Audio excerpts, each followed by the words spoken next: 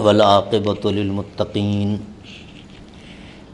والصلاة والسلام علی سید الانبیاء والمرسلین وعلی آلہ وصحبہ اجمعین۔ اعوذ باللہ السمیع العلیم من الشیطان الرجیم، بسم اللہ الرحمن الرحیم۔ کلوا من طیبات ما رزقناکم ولا تطغوا فیہ فیحل علیکم غضبی ومن یحلل علیہ غضبی فقد ہویٰ۔ اللہ رب العالمین کی حمد و ثنا اور پیارے نبی محمد الرسول اللہ صلی اللہ علیہ وسلم پر صلاۃ و سلام کے بعد سورہ طٰہٰ کی آیت نمبر 81 میں نے آپ کے سامنے تلاوت کی ہے۔ اس حوالے سے انشاءاللہ 10 سے 15 منٹ میں مختصر گفتگو کروں گا۔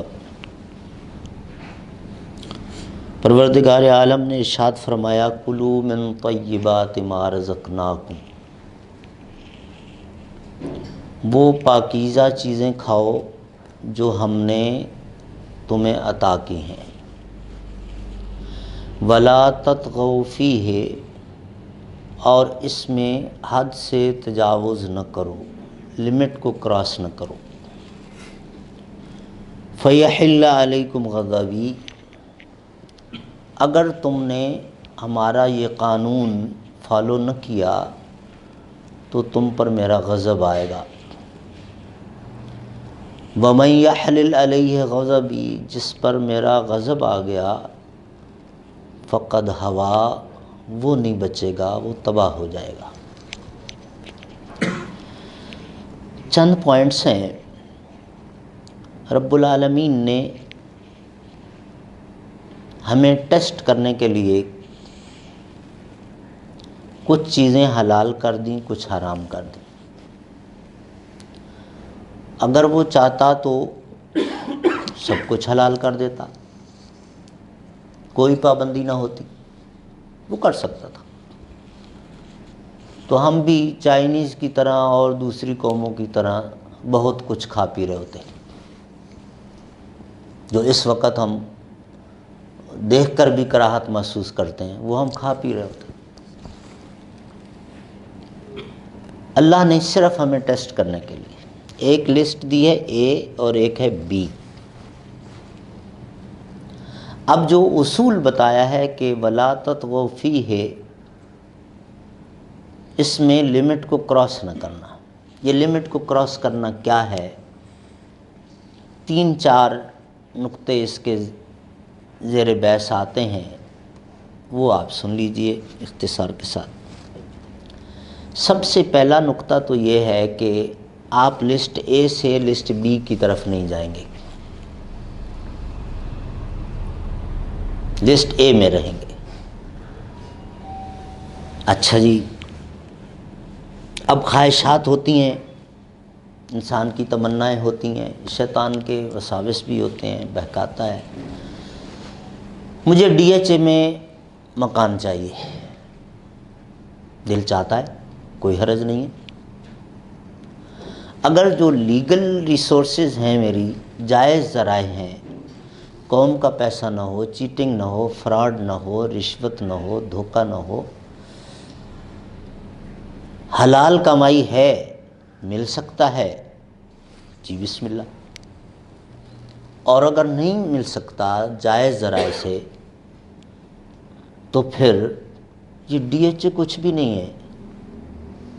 جنت میں اللہ تعالیٰ نے ایک ادنا سے ادنا جنتی کا جو محل تیار کر رکھا ہے، وہ ایک کنارے پہ کھڑے ہو کر نظر دوڑائے، جہاں تک اس کی نظر جائے گی وہاں تک اس کا محل ہوگا۔ اس ڈی ایچ اے میں کسی کا بھی اتنا بڑا محل نہیں ہے۔ تو یقین یہ رکھنا ہے کہ یہاں نہ ملا تو کوئی بات نہیں، یہ چند سیکنڈ کی لائف ہے، گزر جائے گی، اللہ وہاں مجھے خوش کر دے گا، لیکن میں ڈی ٹریک نہیں ہوں گا، لسٹ اے کو چھوڑ کے بی کی طرف نہیں جاؤں گا۔ ایک بات۔ دوسری بات، آپ ڈاکٹر صاحب کے پاس جاتے ہیں، اپنا پرابلم بتاتے ہیں، ڈاکٹر صاحب چیک اپ کرنے کے بعد پریسکرپشن سلپ لکھتے ہیں اور آپ کو دیتے ہیں۔ اب آپ نے اس میں پڑھا کہ اس میں لکھا ہوا ہے، جہاں باقی میڈیسن ہے وہاں ایک آئٹم یہ لکھا ہوا ہے 300 millilitre black wine once a day. Sorry doctor صاحب، یہ میں صحیح پڑھ رہا ہوں؟ جی جی صحیح پڑھ رہا ہوں ڈاکٹر صاحب، آئی ایم مسلم، میں مسلمان ہوں، تو میں کون سا یہاں کافر بیٹھا ہوں؟ ڈاکٹر صاحب ناراض نہ ہو، میرا مطلب یہ ہے کہ یہ تو حرام ہے نا، تو میں کون سا آپ کو نشے کے لیے دے رہا ہوں، تمہاری بیماری کے علاج کے لیے دے رہا ہوں۔ ڈاکٹر صاحب یہاں مفتی صاحب بھی ہو گئے۔ امام ابن قیم رحمہ اللہ، ان کی 2 کتابیں ہیں، وہ پڑھنے والی ہیں، دونوں کا شارٹ ورژن موجود ہے ایک والیوم میں، انگلش میں بھی اردو میں بھی۔ میرا مشورہ ہوگا اپنے پاس رکھ لیں۔ ایک ہے طب نبوی اور ایک ہے زاد المعاد، جو 6 والیومز میں ہے لیکن ایک والیوم میں آ گئی۔ بہت اچھی بحث کی، اور اس حدیث کو انہوں نے بیس بنایا کہ رسول اللہ صلی اللہ علیہ وسلم نے جو ارشاد فرمایا کہ لِكُلِّ دَاءٍ دَوَاءٌ، ہر بیماری کا علاج موجود ہے۔ تو انہوں نے فرمایا کہ ہر بیماری کا علاج لسٹ اے میں موجود ہے، لسٹ بی میں نہیں ہے۔ جس چیز کو اللہ تعالیٰ نے حرام کر دیا اس میں کوئی خیر ہو ہی نہیں سکتی ہے، یہ یقین بنانا ہے۔ اچھا، بعض اوقات لوگ ٹھیک بھی ہو جاتے ہیں، وہ غلط چیز جو ڈاکٹر صاحب نے دی اور وہ استعمال کی، تو یہ کیوں ہو گیا پھر؟ اس کے لیے بڑی سادہ سی مثال میں آپ کو دیتا ہوں کہ مشرکین مکہ نے خانہ کعبہ کے اندر 360 بت رکھے ہوئے تھے، اور اپنی مختلف حاجات کے لیے مختلف، یہ بیٹے دینے والا خدا ہے، یہ بیٹیاں دینے والا خدا ہے، یہ سر درد دور کرنے والا خدا ہے، یہ پیٹ درد دور کرنے والا خدا ہے، مختلف، اور ان سے وہ مانگتے تھے۔ اس کے باوجود ان کو سب کچھ مل رہا تھا، تو کیا ان کو وہ بت دے رہے تھے؟ دے تو اللہ رہا تھا، بتوں سے مانگا تب بھی اللہ نے دے دیا، لیکن اس پر جو آزمائش آئی تھی، جو ٹیسٹ آیا تھا، اس میں وہ فیل ہو گیا۔ اگر اللہ ہی سے مانگتا تب بھی ملنا تھا، بت سے مانگا اللہ نے پھر بھی دے دیا لیکن فیل ہو گیا۔ تو یہاں یہی بات ہے کہ اگر بندہ یہ عزم کر لے کہ اللہ میں جس چیز کو تو نے حرام کر دیا میں اس طرف نہیں جاؤں گا، اب تیری مرضی ہے، تو شفا دے، تو یہی میری خواہش ہے۔ شفا نہیں دینا چاہتا تو مرنا تو مجھے ہے، آج نہیں تو کل، کل نہیں تو پرسوں، میں تیرا نافرمان ہو کہ نہیں مروں گا، اللہ یہ میرا عزم ہے۔ بھائی یہ جذبات اگر بندہ دل میں پیدا کر لے تو پھر رب بڑا مہربان ہے، کوئی کمی نہیں چھوڑے گا۔ خیر، تو بات میں یہ کر رہا تھا کہ لسٹ اے ہی میں علاج موجود ہے، ہمارا فرض بنتا ہے کہ ہم ریسرچ کریں، تحقیق کریں، نکالیں۔ یہ سوہانجنا جس کے متعلق آج کل بڑی بات چیت ہو رہی ہے، جس کو انگلش میں مورنگا کہتے ہیں، کچھ سال پہلے کی بات ہے، ایک حکیم صاحب کے پاس میں بیٹھا تھا تو انہوں نے بتایا کہ یہ 300 بیماریوں کا علاج ہے، اب عام لوگوں کو پتہ بھی نہیں۔ تو اسی طرح ہر بیماری کا علاج، یہ جو اللہ نے حلال چیزیں رکھی ہیں نا، کسی نہ کسی میں موجود ہے، ہمارا کام ہے ہم تلاش کریں، تحقیق کریں، نکالیں۔ تو پہلا پوائنٹ یہ ہوا کہ ہم نے کسی بھی صورت میں بی کی طرف نہیں جانا ہے، وہ خورد و نوش کی چیز ہو، وہ تھوڑا سا تعیش کی چیز ہو، لگژریز کی چیز ہو، علاج کی چیز ہو، نہیں جانا ہے، اس طرف رہنا ہے۔ دوسرا پوائنٹ، حلال کو حلال طریقے سے حاصل کرنا ہے۔ ایک چیز جو اٹ سیلف حلال ہے، اگر اس کو غلط طریقے سے حاصل کیا تو وہ بذات خود تو حلال تھی،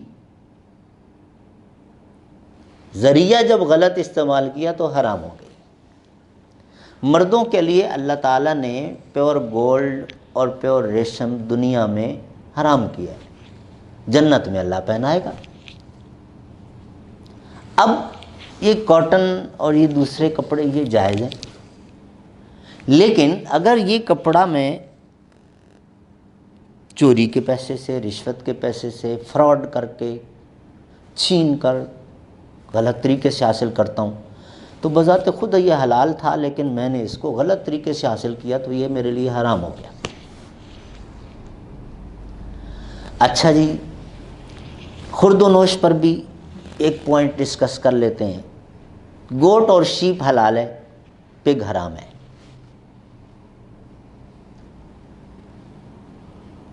ہمارے کچھ لوگ کہہ رہے ہوتے ہیں وہ جی خنزیر اس لیے حرام ہے کہ اس کے گوشت کے اندر یہ تاثیر ہے۔ یہ غلط ہے، یہ کہنا غلط ہے۔ اتنی بات ٹھیک ہے کہ خنزیر حرام ہے، اور یہ بھی ٹھیک ہے کہ اس کے اندر یہ تاثیر ہے، لیکن یہ جو درمیان میں کہا نا اس لیے، یہ غلط ہے۔ کیوں غلط ہے؟ اس کے گوشت کے اندر یہ جو بری تاثیر آئی ہے یہ ایسے ہی آ گئی ہے، از خود آ گئی ہے۔ یہ کس نے رکھی ہے؟ یہ اللہ نے رکھی ہے۔ اگر اللہ تعالیٰ چاہتا تو پگ کے گوشت میں بھی وہی تاثیر رکھ دیتا جو بکرے اور دمبے کے گوشت میں ہے، اس کے لیے کیا مشکل تھا؟ یہ تو سزا ہے، اور یہ اصول یاد رکھیے کہ بلا شبہ ویسے تو جزا و سزا کی جگہ آخرت ہے، لیکن دنیا میں اس کا ایک حصہ ضرور موجود ہے۔ جب ہم کوئی نیکی کرتے ہیں، اچھا کام کرتے ہیں، اس کے فوائد، اس کا ثواب آخرت میں بعد میں ملے گا، دنیا میں اس کے بینیفٹس ہم پہلے اٹھائیں گے۔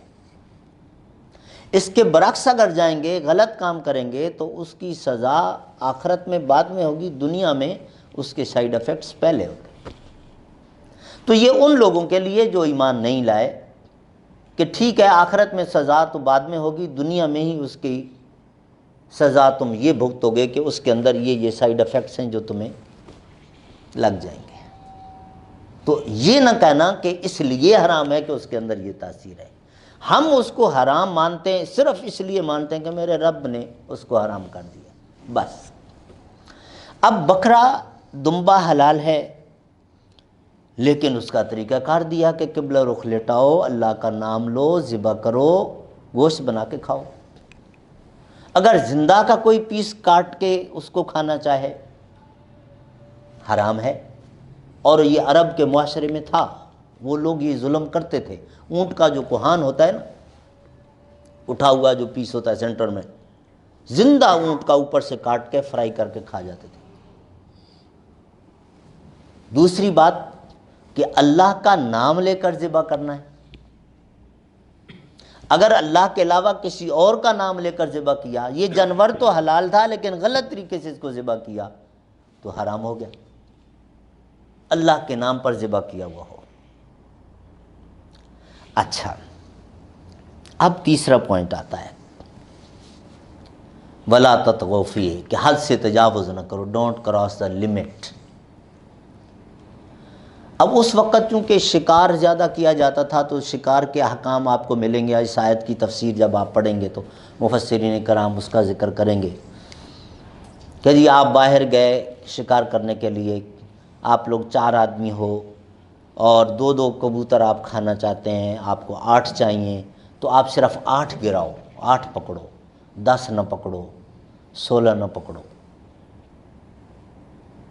اور اگر پکڑ لیے، آپ نے 8 کھائے اور باقی جو 8 ہیں ان کو ضائع نہ ہونے دینا، کسی کو گفٹ کر دیں، گھر لے آئیں، پڑوسیوں کو دے دیں، استعمال میں آ گئے تو کوئی بات نہیں، شریعت اجازت دیتی ہے۔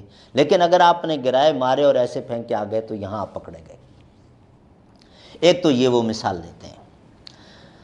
اب فضول خرچی ہمارے ہاں اس کا اصول سمجھنے کی ضرورت ہے۔ ہفتے میں روزانہ آپ سوٹ چینج کرتے ہیں، 7 دن ہیں تو 7 سوٹ چاہیے۔ اگر بندہ 10 بنا لیتا ہے کوئی بات نہیں، اس کی بھی اجازت ہے۔ مہران پہ کلٹس پہ گزارا ہو سکتا ہے، ہونڈا سیوک یا مرسیڈیز یا پراڈو کیوں رکھتے ہیں، اس کی بھی اجازت ہے۔ مہمان 4 آ رہے ہیں، آپ کھانا 8 کا بنا لیتے ہیں، چاہیے یہ تھا کہ صرف 4 کا بناتے، 8 کا نہ بناتے، آپ نے 8 کا بنایا، یہ بھی جائز ہے۔ تو فضول خرچی کیا ہوئی؟ پیارے نبی صلی اللہ علیہ وسلم کی حدیث ہے، ان اللہ یحب ان یرا اثر نعمتہ علی عبدہ، اللہ تعالیٰ پسند فرماتا ہے کہ وہ اپنی نعمتوں کا اثر اپنے بندے پر دیکھے۔ اللہ تعالیٰ نے آپ کو نوازا ہے، حلال کا پیسہ ہونا چاہیے، اچھا کھانا کھائیں، اچھا لباس پہنیں، کشادہ گھر، کمفرٹیبل سواری، اچھا پڑوسی، نیک بیوی یا نیک شوہر، اس کو تو نعمت کرا دی ہے۔ 2 شرطیں ہیں، ایک تو یہ ہے کہ پراؤڈنس نہیں آنی چاہیے، اچھا کپڑا پہن کے، اچھی گاڑی میں بیٹھ کر، اچھے گھر میں بیٹھ کر ہمیں غریب بھول نہیں جانا چاہیے، غرور اور تکبر نہیں آنا چاہیے۔ دوسرا یہ کہ یہ حلال کمائی سے ہو، حلال ذرائع سے ہو، تو پھر جائز ہے۔ اچھا، اب فضول خرچی یہ ہوگی کہ آپ نے کھانا 8 بندوں کا بنایا، 4 کا کھایا اور باقی 4 کا فریز کر لیا، میٹس کو دے دیا، نیبرز کو بھیج دیا، کوئی بات نہیں۔ لیکن اگر باقی جو 4 کا بچا لگا دیا تھا ڈائننگ ٹیبل پہ، اور وہ بچا اور یوں پیک کر کے آپ نے ڈسٹ بن میں، یہاں پھنس گیا، یہ فضول خرچی میں آ گیا۔ کپڑے آپ نے 10 سوٹ بنا لیے، 7 استعمال کر رہے ہیں، 3 استعمال نہیں کر رہے اور آخر میں پھینک رہے ہیں، یہ فضول خرچی ہے۔ گاڑی آپ نے گھر میں مرسیڈیز یا لینڈ کروزر کھڑی کر لی لیکن استعمال نہیں کر رہے، صرف میران پہ اور کلٹس پہ چل رہے ہیں، وہ ویسی ہی رکھی ہوئی ہے، یہ مسئلہ اور ہو جائے گا، یہ اس زمرے میں آ جائے گا۔ اگر آپ اس کو استعمال میں لے آئیں، استعمال میں آ رہی ہے تو پھر ٹھیک ہے۔ یہی ایک اصول ہے کہ کوئی بھی چیز جو آپ نے حاصل کی حلال کمائی سے، تکبر اور غرور سے بچتے ہوئے، اگر آپ کے استعمال میں ہے تو فضول خرچی نہیں ہے، اگر استعمال میں لائے بغیر اس کو ڈسپوز آف کر رہے ہیں تو یہ فضول خرچی ہے۔ دوسری طرف یہ بات بھی سمجھنے کی ہے کہ جتنی ہم سادگی اختیار کرتے ہیں اتنی لائف ایزی ہو جاتی ہے، لیکن شریعت آپ کو اجازت دیتی ہے کہ آپ اگر تکلفات میں جانا چاہیں تو آپ جائیں، لیکن سادگی میں آپ ایزی رہیں گے۔ حکیم سعید مرحوم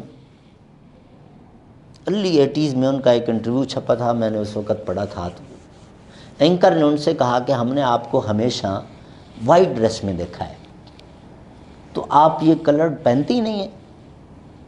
انہوں نے کہا میں بناتا ہی نہیں ہوں، میں صرف وائٹ ہی بناتا ہوں۔ اچھا جی کیوں آپ اس کو جائز نہیں سمجھتے؟ کیونکہ حکیم صاحب کے کچھ تفردات بھی تھے، جیسے لنچ جو ہے وہ کہتے تھے کہ یہ صحابہ کرام کی تاریخ میں کہیں نہیں ملتا، صبح کا ناشتہ ملتا ہے اور شام کا کھانا ملتا ہے، دوپہر کا کھانا یہ تم لوگوں نے بنا لیا، یہ کہیں نہیں ہے، زیادہ کچھ ہو تو فروٹ وغیرہ کھا لو ورنہ اسے اوائڈ کرو۔ تو اینکر نے یہ سمجھ کر کہ ممکن ہے اس پر بھی ان کا کوئی اپنا پوائنٹ آف ویو ہو، تو پوچھ لیا کہ جی کیوں باقی کلر آپ کیوں نہیں بناتے؟ انہوں نے کہا بس وہ سیدھی سی بات ہے کہ میں صبح نماز وغیرہ پڑھنے کے بعد ناشتہ اور تیاری کرتا ہوں، کبڈ کھولتا ہوں، ایک ہینگر نکالا اور کپڑے پہن کے چل دیے، سارے جو وائٹ کھڑے ہیں۔ اگر مختلف کلرز کھڑے ہوں گے تو پھر سوچوں گا کہ آج فلاں جگہ بھی جانا ہے، اس کے ساتھ بھی میٹنگ ہے، یہ کلر زیادہ مناسب ہوگا، یہ مناسب ہوگا، یہ مناسب، 1 منٹ کے لیے سوچنا پڑے گا، تو وہ میں 1 منٹ بچاتا ہوں، کوئی بھی ایک ہینگر نکالا، پہنا اور چل دیا۔ تبھی ان کا پوائنٹ آف ویو تھا۔ تو سادگی میں لائف ایزی ضرور رہتی ہے، لیکن شریعت آپ کو اجازت دیتی ہے۔ پیارے نبی صلی اللہ علیہ وسلم کے حوالے سے ہم ایک چیز یہ جو پڑھتے ہیں کہ آپ کے کپڑوں پر پیمند لگی ہوئی ہے، وہاں پر ایک بات یہ بھی ملتی ہے کہ رسول اللہ صلی اللہ علیہ وسلم کے پاس ایک جبہ تھا جس کی قیمت اس وقت 27 کیملز تھی، 27 اونٹ۔ وہ آپ صلی اللہ علیہ وسلم کو یمن سے گفٹ ملا تھا، اس کے گلے پر بھی اور بازوؤں پر بھی، دامن پر بھی ریشم کی پٹیاں لگی ہوئی تھیں، اور باقی وہ کپڑا بھی اس قدر مہنگا تھا کہ 27 اونٹ اس کی قیمت تھی۔ اس وقت تو آپ صلی اللہ علیہ وسلم عید کے موقع پر یا جب کوئی ڈیلیگیشن آ رہا ہوتا تھا ان کے استقبال کے لیے آپ صلی اللہ علیہ وسلم زیب تن فرمایا کرتے تھے۔ تو یہ ہمیں بتانے کے لیے کہ اگر اللہ نے آپ کو نوازا ہے آپ اچھا گیٹ اپ رکھو، بلا وجہ درویش فقیر بن کے نہ رہو۔ اچھا، اب اس آیت کا آخری حصہ اس پر جاتے ہیں، فَيَحِلَّ عَلَيْكُمْ غَضَبِي۔ بلکہ ایک پوائنٹ تھوڑا سا اور بھی ہمیں ڈسکس کرنے کی ضرورت ہے۔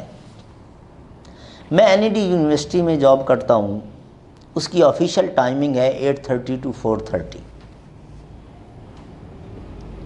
اور اس کی مجھے ایک تنخواہ ملتی ہے۔ گویا کہ میں نے 8:30 سے 4:30 بجے تک کا یہ جو اپنا ٹائم ہے ہفتے میں 5 دن یہ بیچ دیا ہے، اس کا مجھے معاوضہ ملتا ہے۔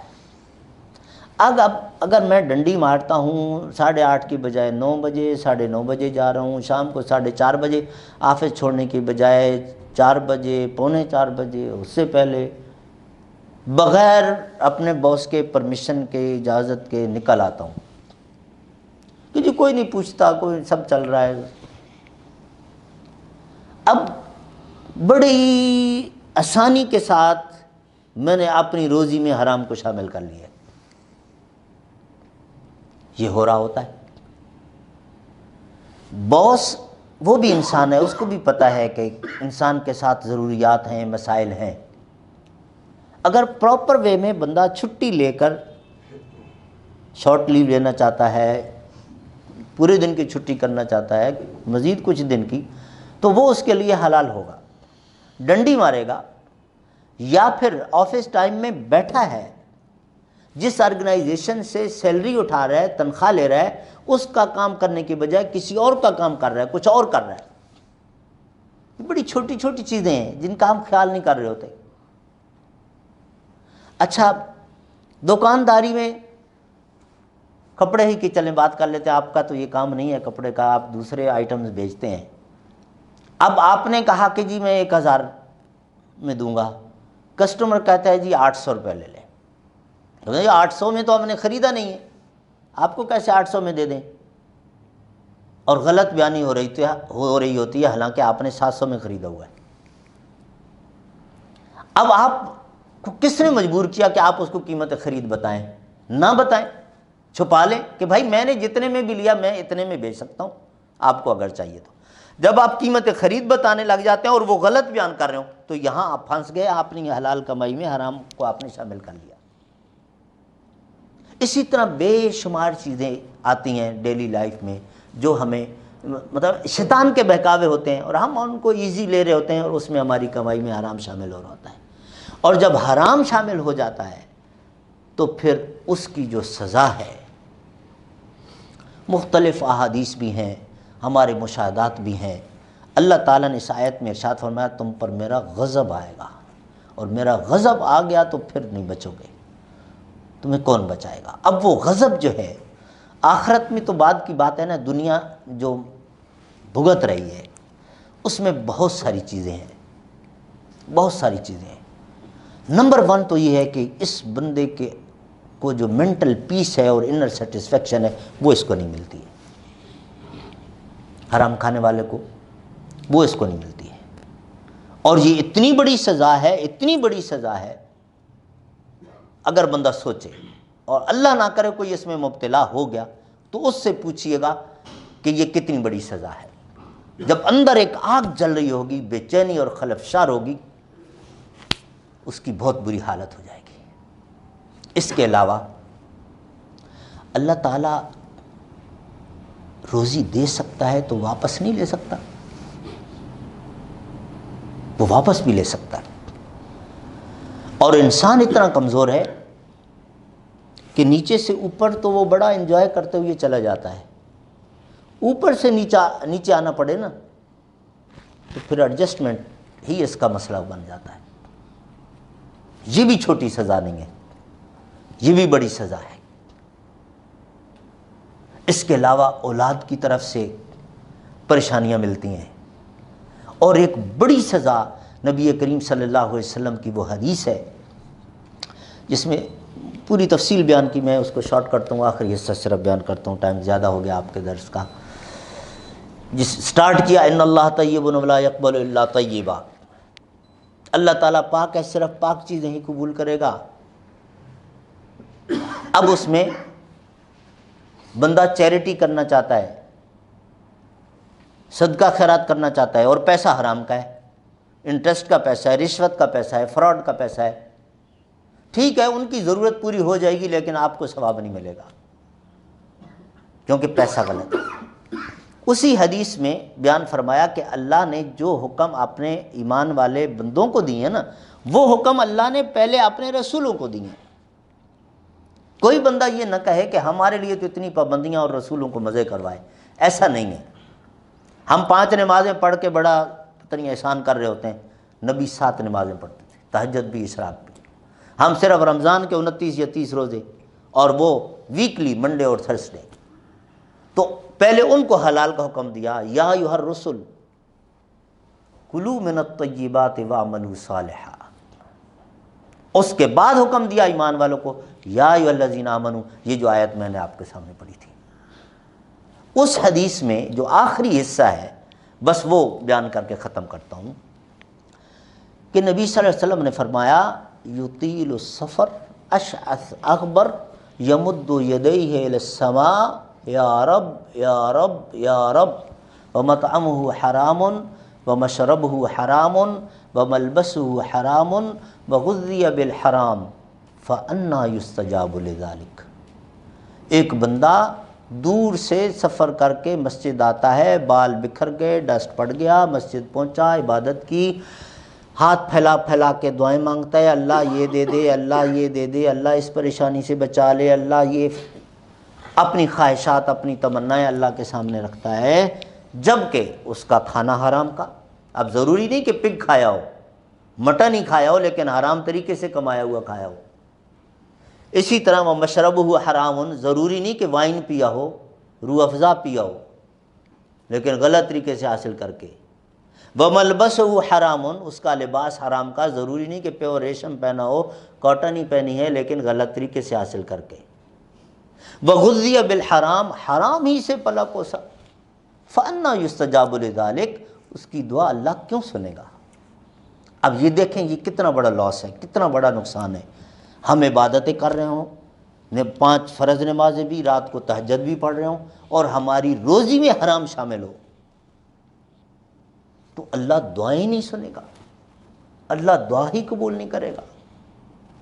اور اگر یہ نمازیں بھی اللہ قبول کر لے تو اس کی نوازش ہوگی، ادروائز تو اس کے لیے بھی وہی شرط ہے کہ پیٹ میں حلال کا لقمہ ہو، جسم پر ستر پوشی کے لیے حلال کا لباس ہو۔ تو اللہ رب العالمین ہم سب کو شریعت کے ان احکام پر کما حق عمل کرنے والا بنائے، ہماری روزی خالص حلال کی ہو، اور اللہ تعالی حلال ہی پر ہمیں قناعت کرنے کی توفیق عطا فرمائے، خواہ وہ تھوڑا ہو۔ یہ اللہ دل میں قناعت ڈالتا ہے، تو اللہ سے یہ دعا ضرور کرنی چاہیے کہ میرے پاس تھوڑا ہے لیکن اللہ تو قناعت کی مجھے توفیق عطا فرما، اسی پر میں صابر شاکر ہوں، اور میرا خاتمہ تیری فرما برداری پر ہو جائے۔ سبحان ربک رب العزت عما یصفون وسلام علی المرسلین والحمد للہ رب العالمین۔ وإیاکم۔